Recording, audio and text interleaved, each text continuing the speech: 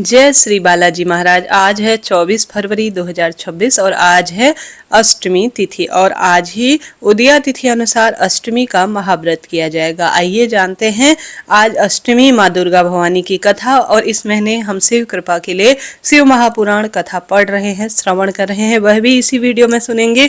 मंगलवार और हनुमान जी की कथा भी सुनेंगे। बस आप अंत तक बने रहिएगा। जैसे कि आज सप्तमी तिथि सुबह 7:02 तक रहेगी, उसके उपरांत अष्टमी तिथि लग जाएगी। आकृति का नक्षत्र और रोहिणी नक्षत्र है। इंद्र योग और वैधृति योग का निर्माण हो रहा है। राहु काल में किसी नए शुभ काम की शुरुआत न करें। आज राहु काल 2:31 से 4:37 के आसपास रहने वाला है।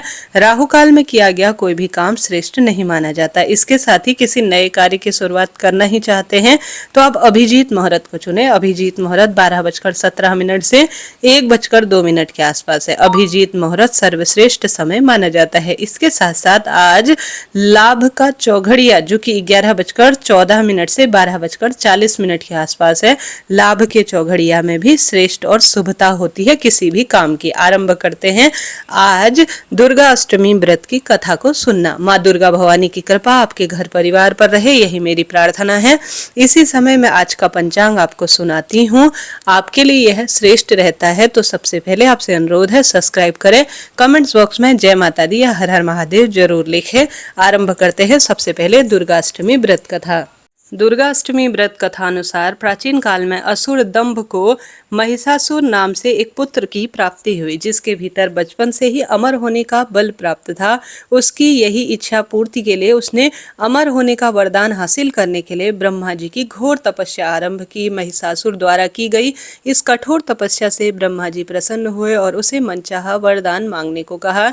ऐसे में महिषासुर जो सिर्फ अमर होना चाहता था, उसने ब्रह्मा जी से वरदान मांगते हुए खुद को अमर करने के लिए बाध्य कर दिया था। परंतु ब्रह्मा जी ने महिषासुर को अमरता का वरदान देने की बात को ये कहते हुए टाल दिया कि जन्म के बाद मृत्यु और मृत्यु के बाद जन्म निश्चित है, इसलिए अमरता जैसा कोई भी अस्तित्व में शब्द नहीं है। जिसके बाद ब्रह्मा जी की यह बात सुनकर महिषासुर ने एक अन्य वरदान मांगने की इच्छा जताई। उसने कहा कि ठीक है स्वामी, यदि मृत्यु होना तय है तो मुझे ऐसा वरदान दीजिए कि मेरी मृत्यु किसी स्त्री से न हो। इसके अलावा अन्य कोई दैत्य, मानव और देवता भी मेरा किसी भी स्वरूप में वध न कर पाए। इसके बाद ब्रह्मा जी ने महिषासुर को दूसरा वरदान दे दिया। ब्रह्मा जी द्वारा वरदान प्राप्त करते ही महिषासुर अहंकार से अंधा हो गया और इसके साथ ही वह बहुत अधिक बलवान हो गया और उसका अन्याय पूरे ब्रह्मांड में खूब हो गया।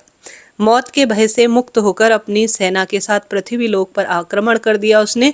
इससे धरती पर चारों तरफ से तबाही मच गई। उसके बल के आगे समस्त जीव और प्राणियों को नतमस्तक होना पड़ा। जिसके बाद पृथ्वी और पाताल को उसने अपने अधीन कर लिया और अहंकारी महिषासुर ने इंद्रलोक पर भी आक्रमण कर दिया, जिस कारण उसने इंद्र को भी पराजित कर स्वर्ग में कब्जा कर लिया। महिषासुर से परेशान होकर सभी देवी देवता अर्थात महादेव, ब्रह्मा और विष्णु जो त्रिदेव थे, वह सहायता मांगने के लिए पूर्ण रूप से परेशान हो गए। इस पर विष्णु जी ने उसके अंत के लिए देवी शक्ति के निर्माण की सभी को सलाह दी।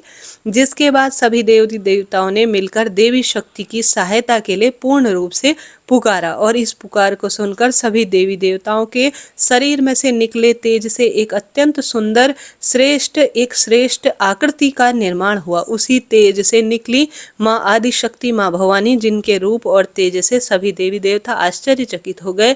त्रिदेवों की मदद से निर्भीत हुई देवी दुर्गा को हिमवान ने सवारी के लिए सिंह दिया और इसके कारण वहां मौजूद सभी देवी देवताओं ने माँ को अपने एक एक अस्त्र शस्त्र सौंपे और इस तरह स्वर्ग में दुर्गा देवी को इस समस्या के समाधान हेतु सर्वश्रेष्ठ रूप में तैयार किया गया।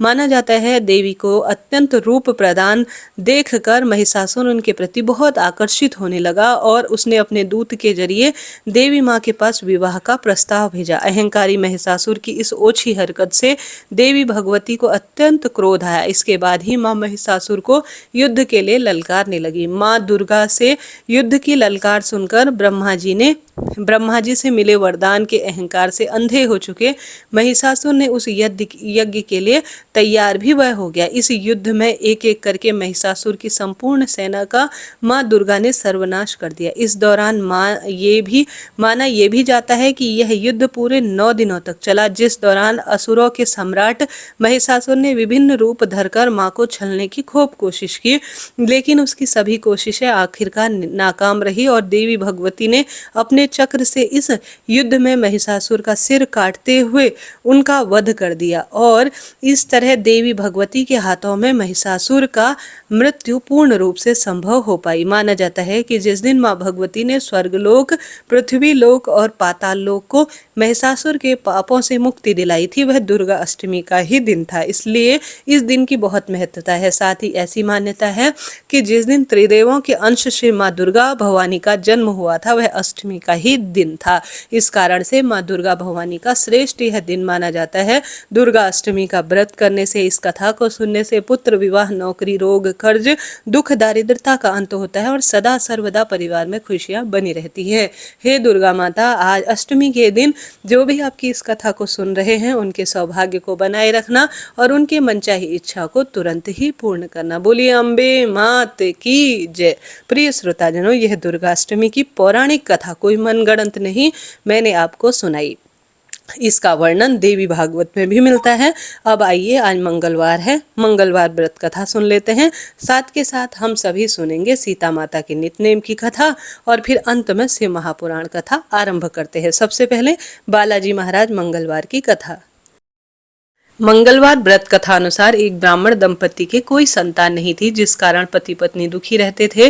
वह ब्राह्मण हनुमान जी की विशेष पूजा अर्चना, राम नाम का जाप और पूर्ण रूप से भगवान की भक्ति में लगा रहता था। इसी के निमित्त वह एक दिन वन चला गया। वह पूजा के साथ महावीर जी के लिए एक पुत्र की कामना को विशेष प्रार्थना के तहत करता था। घर पर उसकी पत्नी मंगलवार के व्रत पुत्र प्राप्ति के लिए किया करती थी। मंगल के दिन व्रत के अंत में भोजन बनाकर हनुमान जी को भोग लगाने के बाद स्वयं भोजन ग्रहण करती थी। एक बार कोई व्रत आ गया जिसके कारण ब्राह्मणी भोजन न बना सकी, तब हनुमान जी का भोग भी नहीं लगा।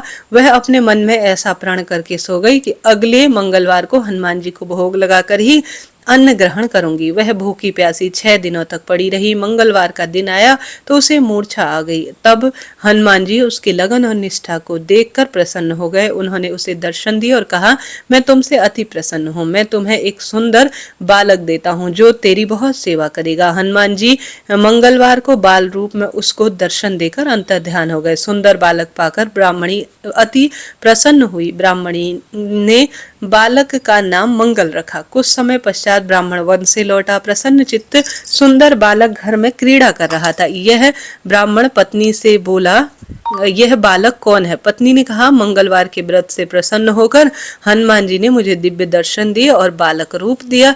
पत्नी की बात छल से भरी जानकर उसने सोचा, यह कटुला ब्यारी चारणी अपनी कशुलता छुपाने की यह बात कह रही है, अर्थात झूठ बोल रही है।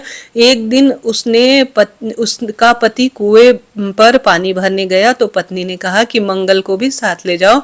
वह मंगल को साथ ले गया और कुएं में डालकर वापस पानी भरने आया तो पत्नी बड़ी आश्चर्यचकित हुई और पूछा, मंगल कहाँ है? तभी मंगल मुस्कुराता हुआ घर आ गया। उसको देख ब्राह्मण आश्चर्यचकित हुआ। रात्रि में उसके पति से हनुमान जी ने स्वप्न में कहा, यह बालक मैंने तुम्हें दिया था। तुम पत्नी को कटुला कहती हो और उस पर कटुला कहते हो और उस पर लांछन लगाते हो, क्या चाहते हो? पति यह जानकर बहुत हर्षित हुआ। फिर पति पत्नी मंगल का व्रत अपना आनंद पूर्वक जीवन व्यतीत करने लगे। जो मनुष्य मंगलवार व्रत करता है, पढ़ता सुनता सुनाता है और नियम से पूर्ण रूप से व्रत उपवास करता है, उसके जीवन में पुत्र की प्राप्ति होती है, निरोगी काया मिलती है, सौभाग्य रहता है और हमेशा ही हनुमान जी महाराज उसके परिवार की रक्षा करते हैं। हे हनुमान जी महाराज, जैसे ब्राह्मण ब्राह्मणी को पुत्र की प्राप्ति हुई, मति विभ्रित हुई, कुएं में उस बच्चे को डाला और वह हनुमान जी की कृपा से मुस्कुराता हुआ तुरंत घर आया, उसी तरह से सभी के जीवन में सभी के खूब बच्चों की रक्षा करना। एक दूसरी कथा अनुसार एक बुढ़िया थी, वह मंगल देवता को अपना इष्ट मानती थी। इष्ट मानकर सदैव मंगल के व्रत रखती और मंगल देव का पूजन करती। उसका एक पुत्र था जो कि मंगलवार को उत्पन्न हुआ था, इस कारण उसको मंगलिया नाम से बोला जाता था।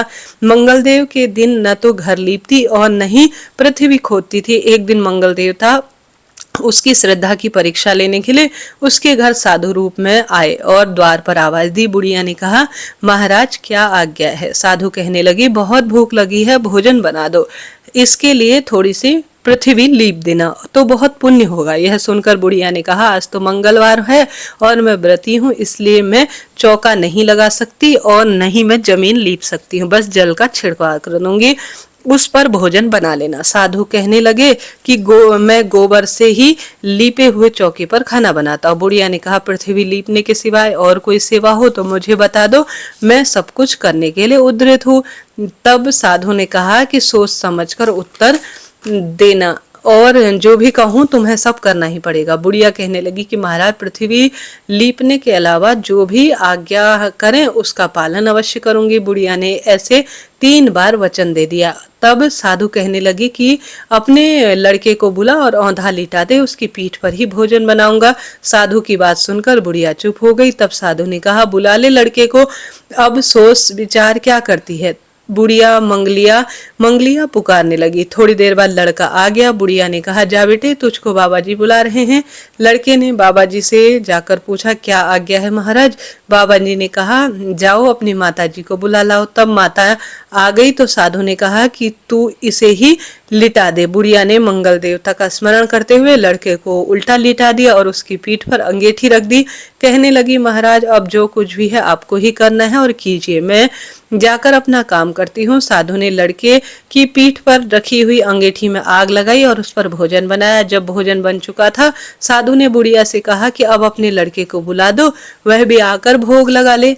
बुढ़िया कहने लगी, यह कैसे आश्चर्य की बात कर रहे हो? उसकी पीठ पर तो आपने आग जलाई और उसी आग को प्रसाद के लिए और उसी को आप प्रसाद के लिए बुलाते हो, यह कैसे संभव है कि आप उसको जीवित समझते हो? अब तक आप कृपा करके उसका स्मरण कर कर मुझको न कर जो है और दुखी न करे और भोग लगाकर यहाँ से आप कृपा कर कर पधारे। साधु के अत्यंत आग्रह करने पर बुढ़िया ने जो ही दुखी मन से मंगलिया ऐसी आवाज लगाई, त्यों ही एक और से हंसता कूदता हुआ मंगलिया घर आ गया। साधु ने लड़के को प्रसाद दिया और कहा, माई, तेरा व्रत अब सफल हो गया।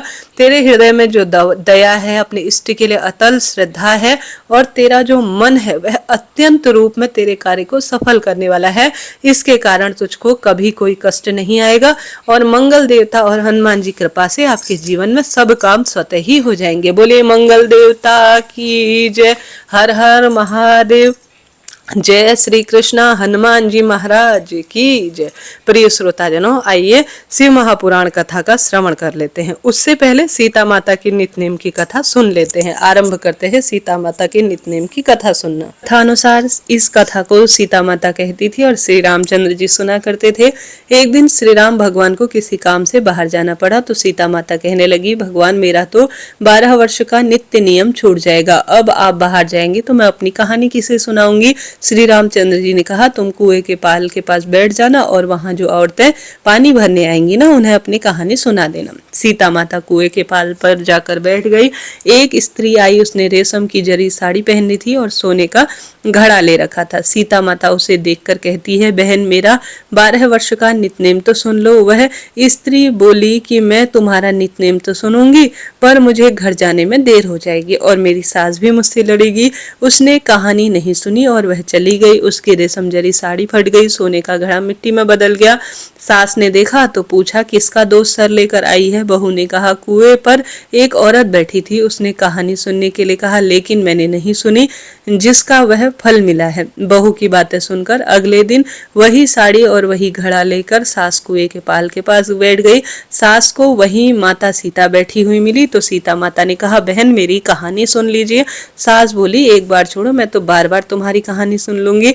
राम आए, लक्ष्मण आए, देश के पुजारी आए, नित्यनेम का नेम लाए, आओ राम बैठो राम, तपी रसोई जी मोरा, माखन मिश्री खाओ राम, दूध बताशा पियो राम, सूत के पल का मोठो राम, शाल दुशाला पोठो राम, शाल दुशाला ओढ़ो राम, जब बोलूं जब राम ही राम, राम सवारे सबके काम, खाली घर भंडार भरेंगे, सबका बेड़ा पार करेंगे। जय श्री राम, जय श्री राम, जय जय राम। सास बोली, बहन कहानी तो बहुत अच्छी लगी। कहानी सुनकर सास घर चली गई और उसकी साड़ी फिर से रेशम जरी बन गई। मिट्टी का सोने का घड़ा सोने में बदल गया। बहू ने कहा, माँ यह सब आपने कैसे किया? सास ने कहा, बहू तू दोष लगा कर आई थी, अब मैंने दोष उतार दिया है। बहू ने फिर पूछा, कुएं वाली स्त्री कौन थी? सास बोली, वे तो सीता माता थी। वे पुराने को नया कर देती हैं और खाली घर के भंडार भर देती हैं। वह लक्ष्मी जी का वास करा देती हैं। आदमी की जो भी इच्छा हो उसे पूरा कर देती हैं। बहू बोली कि ऐसी कहानी मुझे भी सुना दो। सास बोली कि ठीक है, तुम भी कहानी सुनो। राम आए लक्ष्मण आए, देश के पुजारी आए, नित नेम का नेम लाए, आओ राम बैठो राम, तपी रसोई जीमो राम, माखन मिश्री खाओ राम, दूध बताशा पियो राम, सूत के पल का मोठो राम, शाल दुशाला पोठो राम, शाल दुशाला ओढ़ो राम, जब बोलूं जब राम ही राम, राम सवारे सबके काम, खाली घर भंडार भरेंगे, सबका बेड़ा पार करेंगे। जय श्री राम, जय श्री राम, जय जय राम। कहानी सुनकर बहू बोली कि कहानी तो बहुत ही अच्छी है। सास ने कहा, ठीक है, इस कहानी को अब रोज कहा करेंगे। अब सास बहू रोज सवेरे उठती, नहाती धोती, पूजा पाठ करके नित्य नियम से सीता माता की कहानी सुनती। एक दिन उनके यहाँ एक पड़ोसन आई और बोली कि बहन जरा सी आंच दे दो। तो वह बोली कि आंच तो हमने भी जलाई नहीं है। पड़ोसन ने कहा, तुम सवेरे 4 बजे उठकर क्या कर रही थी? फिर उन्होंने कहा कि सुबह उठकर हम पूजा करते हैं, फिर सीता माता को ध्यान में रखकर नित नेम की कहानी सुनते हैं। पड़ोसन ने उनकी बात सुनकर फिर कहा कि सीता माता की कहानी से क्या मिलता है? वे बोली कि इस कहानी को कहने से घर के भंडार भर जाते हैं और सारे काम स्वतः ही सिद्ध हो जाते हैं, मन की इच्छा भी तुरंत पूरी हो जाती है। पड़ोसन कहती है, बहन ऐसी कहानी तो मुझे भी सुना दो। वह बोली, ठीक है, तुम भी ये कहानी सुन लो। राम आए लक्ष्मण आए, देश के पुजारी आए, नित नेम का नेम लाए, आओ राम बैठो राम। पूरी कहानी उन्होंने कह दी। सारी कहानी सुनने के बाद पड़ोसन कहने लगी, बहन कहानी तो बहुत अच्छी लगी। अब वह पड़ोसन भी नित्य नियम से सीता माता की कहानी कहने लगी। कहानी कहने से सीता माता ने पड़ोसन के घर में अन्न धन पुत्र पौत्र के भंडार भर दिए। अब तो पूरे मोहल्ले में नित्य नियम से यह कथा सुनी जाने लगी। हर किसी की मनोकामना श्री रामचंद्र जी और सीता माता की कृपा से पूर्ण होने लगी। हे सीता माता, जैसे आपने उनके भंडार भरे वैसे ही आप हमारे भी भंडार भरना। कहानी सुनने वाले और कहने वालों पर हमेशा कृपा करना। जय श्री राम, जय जय राम, हर हर महादेव, जय सीता माता की जय।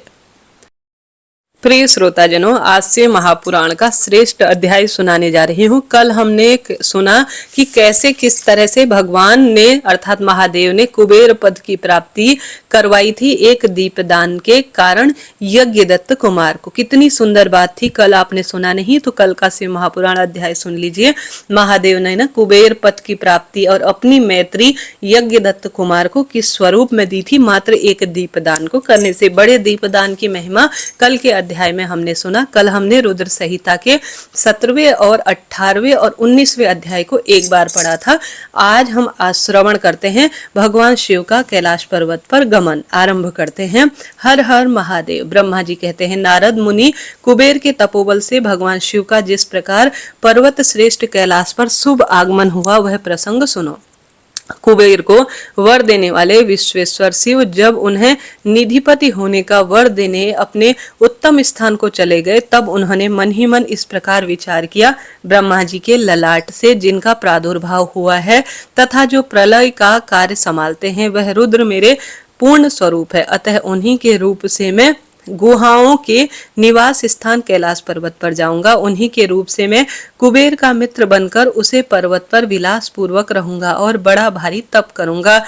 शिव की इस इच्छा का प्रतिपादन करके उन रुद्र ने कैलाश जाने के लिए उत्सुक डमरू बजाया। डमरू की ध्वनि जो उत्साह बढ़ाने वाली थी तीनों लोकों में व्याप्त हो गई। उसका विचित्र और गंभीर शब्द आवाहन की गति से युक्त तथा अर्थात जो है सुनने वालों को अपने आसपास आने के लिए प्रेरणा दे रहा था।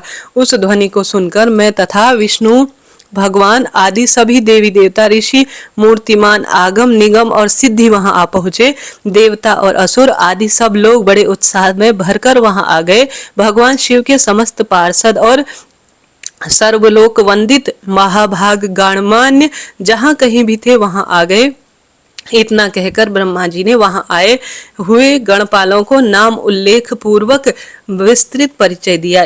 फिर इस प्रकार कहना आरंभ किया। वह बोले, वहां असंख्य महाबली गजपाल पधारे। वे सब के सब सहस्त्रों भुजाओं से युक्त है और मस्तक पर जटा का ही मुकुट धारण किए हुए हैं। सभी चंद्रचूर्ण, नीलकंठ और त्रिलोचन है। हार, कुंडल, केयूर तथा मुकुट आदि से अलंकृत थे। वे मेरे श्री विष्णु तथा इंद्र के समान तेजस्वी जान पड़ रहे थे।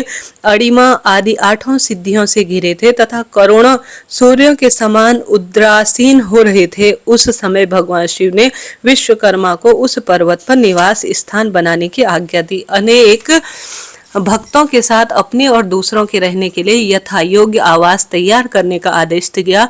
मुनि तब विश्वकर्मा ने भगवान शिव की आज्ञा अनुसार उस पर्वत पर जाकर शीघ्र ही नाना प्रकार के ग्रहों की रचना की। फिर श्रीहरि के प्रार्थना से कुबेर पद अनुग्रहित करके भगवान शिव आनंद कैलाश पर्वत पर गए। उत्तम मुहूर्त में अपने स्थान पर प्रवेश करके भक्त वत्सल परमेश्वर शिव ने सबको प्रेम दान से सनाद किया। इसके बाद आनंद से भरे हुए श्री विष्णु आदि समस्त देवता, मुनि तथा सिद्धों ने शिव का प्रसन्नता पूर्वक अभिषेक किया। हाथों में नाना प्रकार की भेंट लेकर सबको क्रमशः उनके पूजन किया। बड़े उत्साह के साथ उनकी आरती उतारी। मुनि उस समय आकाश से फूलों की वर्षा हुई जो मंगल सूचक थी।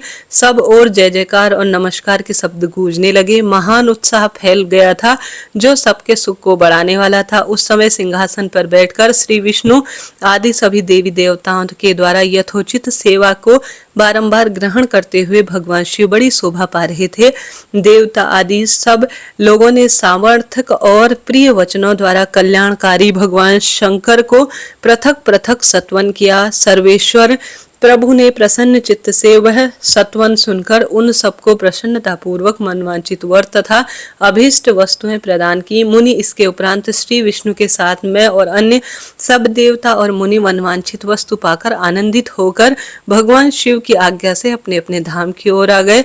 कुबेर भी शिव की अनंत आज्ञा और कृपा प्राप्त कर कर अपने धाम की ओर चले गए। फिर भगवान विशंभु जो सर्वथा स्वतंत्र है, योग परायण और ध्यान में तत्पर होकर पर्वत पर कैलाश पर रहने लगे। कुछ काल बिना पत्नी के भी बिताकर परमेश्वर शिव ने दक्ष कन्या सती को पत्नी रूप में प्राप्त किया। देवर्षि फिर भी वह महेश्वर दक्ष कुमारी सती के साथ विहार करने लगे और लोकाचार परायण हो सुख का अनुभव करने लगे। मुनीश्वर, इस प्रकार मैंने तुमसे यह रुद्र के अवतार का वर्णन किया है।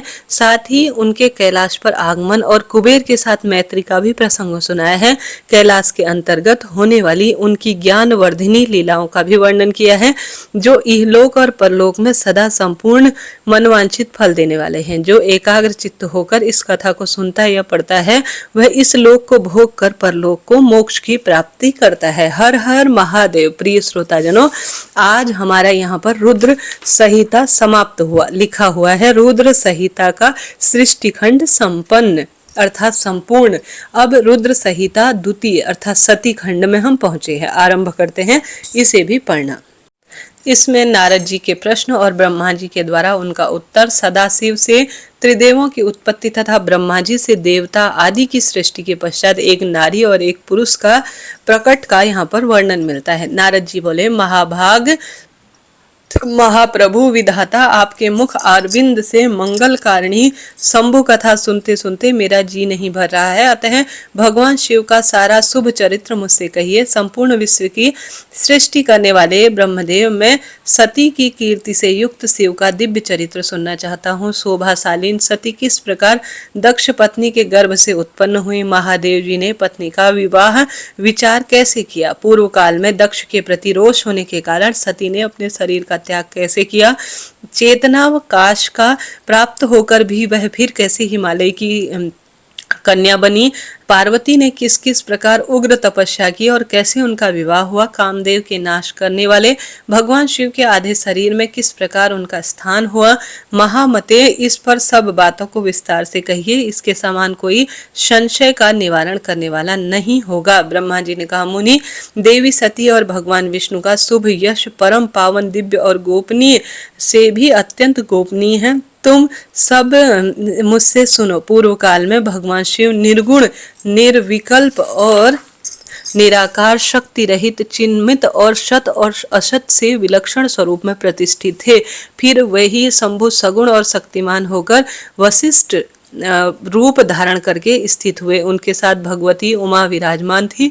विप्रवर वह भगवान शिव दिव्य आकृति से शोभा पा रहे थे। उनके मन में कोई विकार नहीं था, वह अपने परमात्मा रूप में ही प्रतिष्ठित थे। मुनिश्रेष्ठ, उनके बाएं अंग में भगवान विष्णु, दाहिने में ब्रह्मा और मध्य अंग में हृदय में रुद्रदेव प्रकट हुए। मैं ब्रह्मा सृष्टि करता हुआ, भगवान विष्णु जगत के पालन करने लगे और स्वयं रुद्र ने संहार का कार्य संभाला। इस प्रकार भगवान सदाशिव स्वयं ही 3 रूप धारण करके स्थित हुए। उन्हीं की आराधना करके मुझ लोक पितामह ब्रह्मा ने देवता, असुर और मनुष्य आदि संपूर्ण जीवों की दृष्टि की, अर्थात सृष्टि की। दक्ष आदि प्रजापति और देव शिरोमणि की सृष्टि करके मैं बहुत प्रसन्न हुआ और अपने आप को सबसे अधिक ऊंचा मानने लगा। मुनि, जब मारीच, अत्रि, पुलिस्त, अंगिरा, कृतु, वशिष्ठ और नारद, दक्ष और भृंगु, इन महान प्रभावशाली मानस पुत्रों को मैंने उत्पन्न किया, तब मेरे हृदय में अत्यंत मोहहर रूप वाली एक सुंदरी कन्या उत्पन्न हुई। उसका नाम संध्या था। वह दिन में क्षीण हो जाती, परंतु शाम के समय उसका सौंदर्य खिल उठता। वह मूर्तिमान शाम के समय संध्या ही थी और निरंतर किसी मंत्र का जप करती थी। सुंदर भौह वाली वह नारी सौंदर्य की चरम सीमा को पहुंच गई थी और नारियों के भी मन को, अर्थात मुनियों के भी मन को वह नारी मोह लेती थी। इस तरह मेरे मन में एक मनोहर पुरुष भी प्रकट हुआ जो अत्यंत अद्भुत था। उसके शरीर का मध्य भाग कटी प्रदेश जैसा पतला था, दांतों की पंक्तियां बड़ी सुंदर थी। उसके अंगों से मत वाले हाथी की सी गंध प्रकट हुई थी। नेत्र प्रफुल्लित कमल के समान शोभा पा रहे थे। अंगों में केसर लगा था।